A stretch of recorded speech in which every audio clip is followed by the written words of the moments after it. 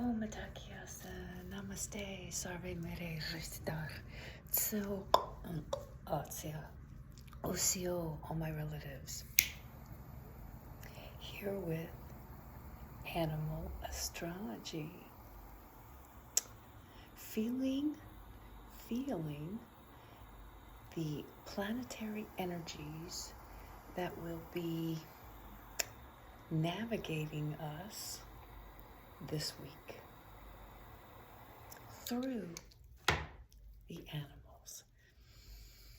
So I have a little bit of sweetgrass here, kind of an invocation of our ancestors. We say thank you, thank you, thank you to the powers that be, powers that are, that one animal that moves through each and every one of us as us. So I don't do any kind of a huge setup or excuse me, have any kind of a video type of thing. Not that there's anything wrong with that. It's just not me. I'm a keep it simple sweetheart type of thing, and spontaneous. So it is what it is. And we are delving into our hearts. So it's really not even necessary for you to watch me type of thing. So if you were not here last week or the week before, Hakuna Matata, it's a ongoing flow that we are in, this wave of energy. It just keeps flowing and flowing and flowing, and the animal energies are constantly flowing and doing their thing through us, as us, and really connects us with the cosmos when you delve into it. For me, I like to keep it simple, and this is about as simple and how I relate to the animalistic energies. I'm an animal person. It's just a part of who I am. We have learned so much about ourselves through the animals since the very beginning of time. So we learned how to be human, so to speak. Anyway, I won't get in on that. So let's dive in. I'm trying to keep this short, sweet, and simple. So let's take in a nice deep breath. And let it go with a nice sigh. Relax those shoulders and settle into that body. Another nice deep breath in.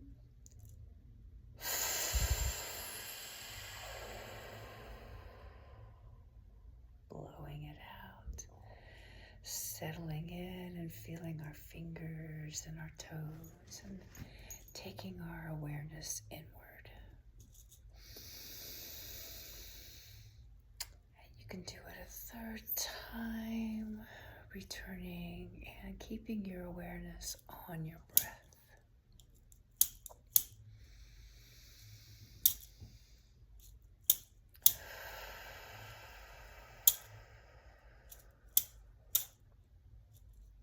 Taking our mind's eye down into our hearts, to that feeling place. Breathing into it.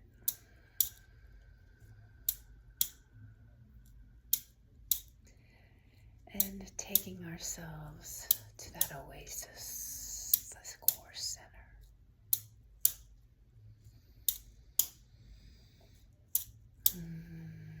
Where we have our lion who's been sitting on that cliff where the bat flew out after many, many years out of that cave underneath them when the waters receded enough. And the orca's made it all the way to the cliff in its full glory. The lion and the orca, they kiss.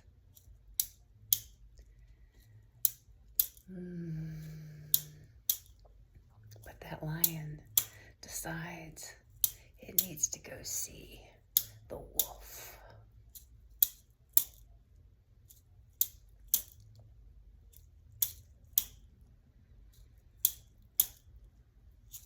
And that can go one of two ways. The wolf can make war, or the wolf can make peace.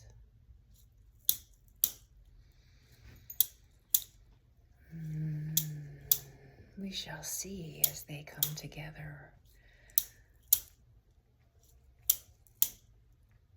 In the meantime, our raven, who's been flying with the dove, decides to go see our vulture and share that beautiful heart of the dove. What that dove heart had shared. So that vulture can say, this is what needs to be reworked, re-looked at, re-evaluated, rebirthed.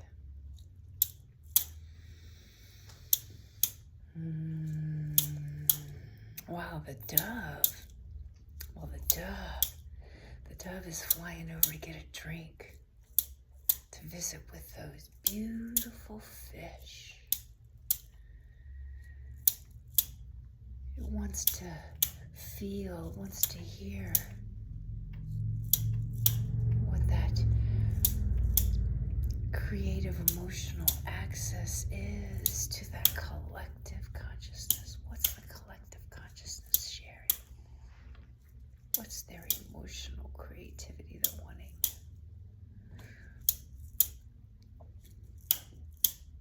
In the meantime,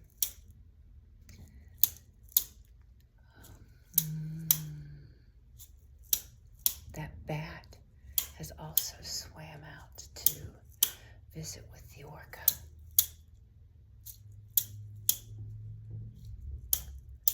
Wanting a little bit of that emotional wisdom, that deep, deep emotional wisdom of the orca.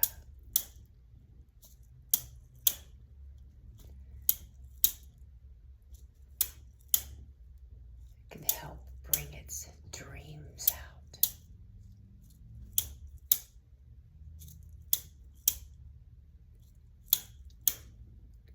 While the raven flies on and meets up with the elephant.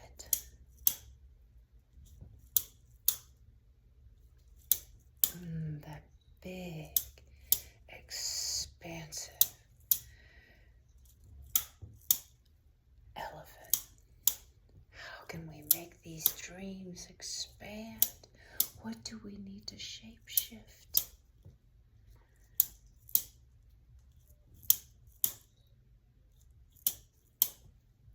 For these dreams to expand.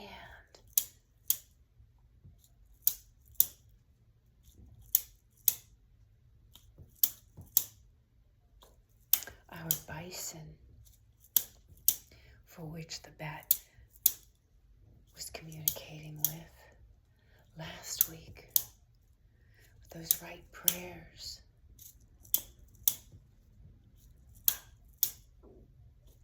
That bison is ringed with that wisdom. It's gone over to take a drink with the fish and listen to that collective unconscious. Get that emotional awareness so we can take it to the ram, because it is time to bring these bats' dreams into that fiery action. These answered prayers through right action. So then the bison goes and shares that right action, those prayers, with the lion. towards the end of the week, while the dove is communicating with the vulture.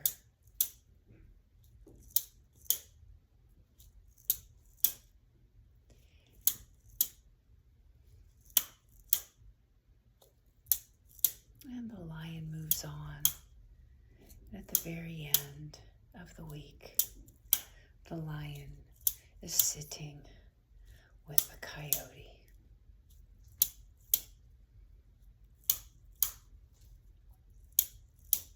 And the raven seems to be opposing the raven. Like, I don't know about this. I don't know if I can do this. Maybe that's where Coyote comes in and says, a little bit of playfulness, a little bit of resilience. We can do this. So let's take in a nice deep breath.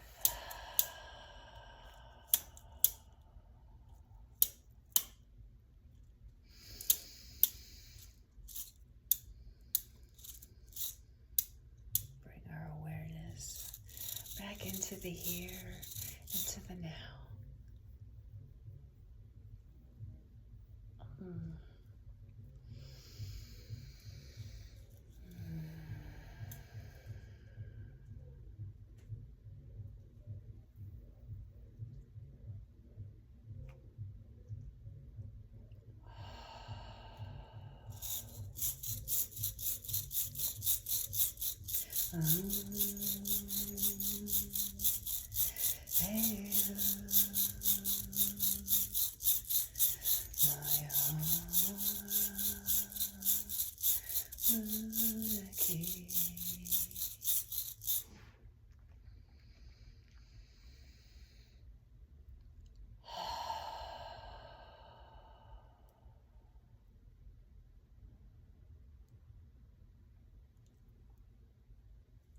Wow, seems like it's going to be a very busy week in the animal energy world and our little astrological world.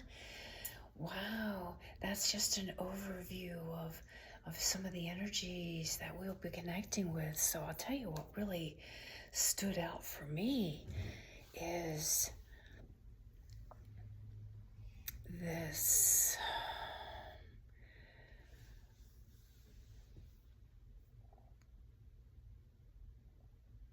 lion and this dove and the bison and expansion and so what I feel is staying really focused on what our prayers are and how those prayers tie in with the collective energy and keeping it creative and really connecting in with our hearts very often, making sure we're coming from that beautiful, well, I'm not going to tell you what kind of love you want to be, but I choose to be a very beautiful, peaceful love. And so bringing that love forward and maybe what needs to be let go of once in a while. Yeah, it's this staying very, very focused. I'm having not jumped into the waters and the drama, drowning, so to speak, with last week. It's very interesting. So, I hope you enjoyed it. I enjoyed it. Happy navigating through the animal energies this week and staying focused on that right prayer and that love of the heart and allowing whatever needs to be let go of so we can expand it. And we'll see you at the end of next week. We'll see you next week after we We are sitting with our raven and our coyote. Okay. Hey, hey.